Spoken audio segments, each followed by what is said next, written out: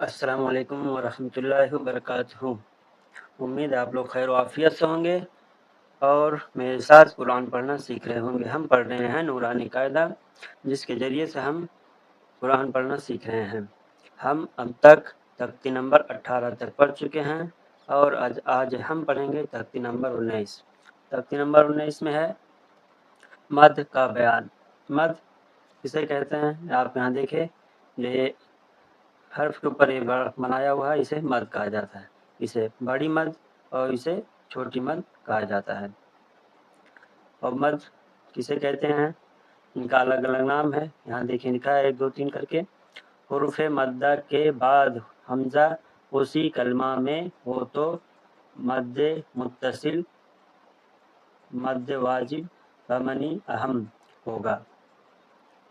دوسرا ہے حروف مدہ کے بعد اگر حمزہ وہ دوسرے کلمے میں ہو تو مد منفصل،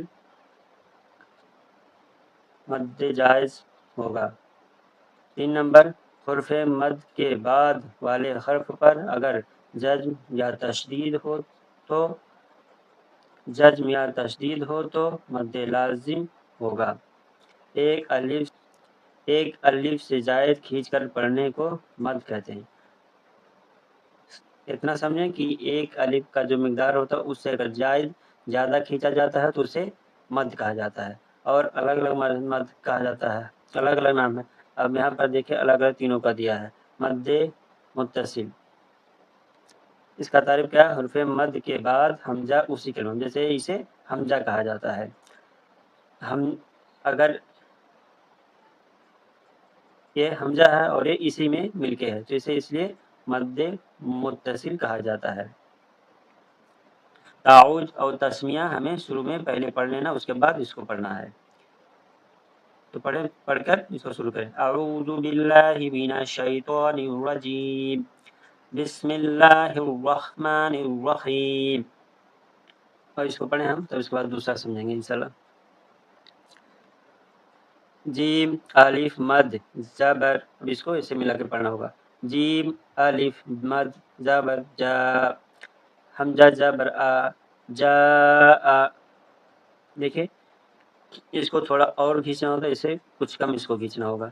پڑھیں تھوڑا تھوڑا کر کے انشاءاللہ آ جائے گا۔ جا آ، اس طرح پڑھیں۔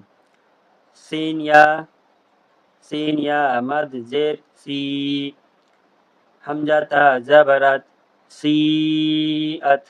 اب یہ دیکھیں اسی حروف اسی کلمہ، یہ مد اور مد کے بعد جو حمزہ ہے اسی کلمہ میں ہے، اس لیے اسے بھی مد متصل کہا جاتا ہے۔ سین و مد پیش سو، حمزہ پیش او، سو او۔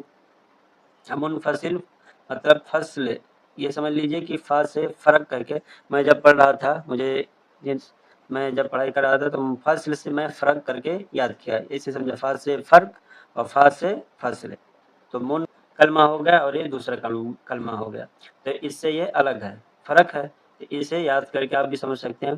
فا سے فصل اور فا سے فرق، یہ فرق ہے، یہ الگ ہے، یہ الگ ہے، دونوں کا فرق ہے، اس لیے اسے یاد کر لیں ایسے کہ یہ حمزہ اس کا نہیں ہے، یہ اس کا ہے، یہ دوسرے کلمے کا ہے، اس لیے اسے تو پڑھیں میرے ساتھ، اور اس کا کچھ کم کھینچا جاتا ہے، اس کے مقابلے میں اس کو کم کھینچا جاتا ہے۔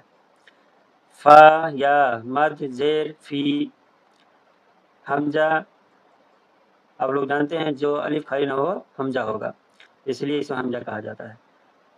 حمزہ میم زبر ام، را زیر ری، امری، نون الف زبر نا، فی امرنا، لام الف مد زبر لا۔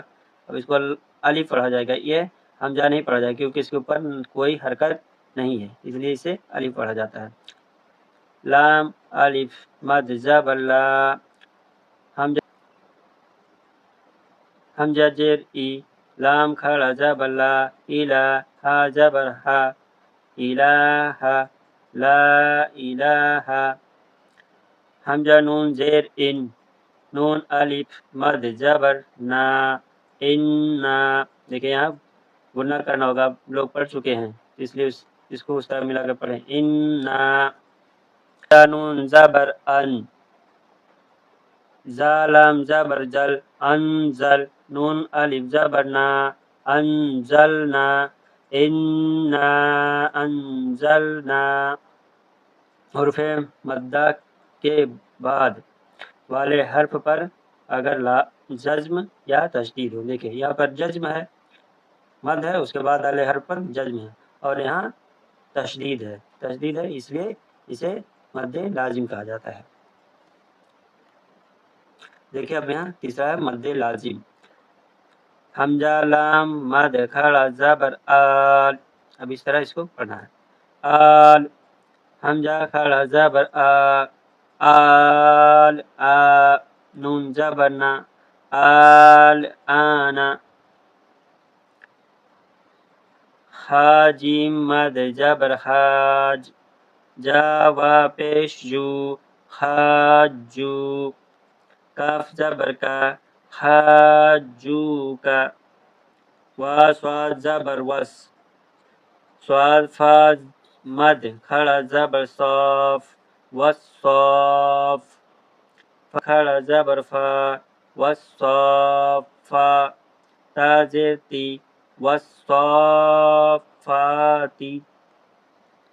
تو اس طرح پڑھیں اور اس کو یاد کر لیں، مد متصل، مد منفصل اور مد لازم، یہ 3 مد ہیں۔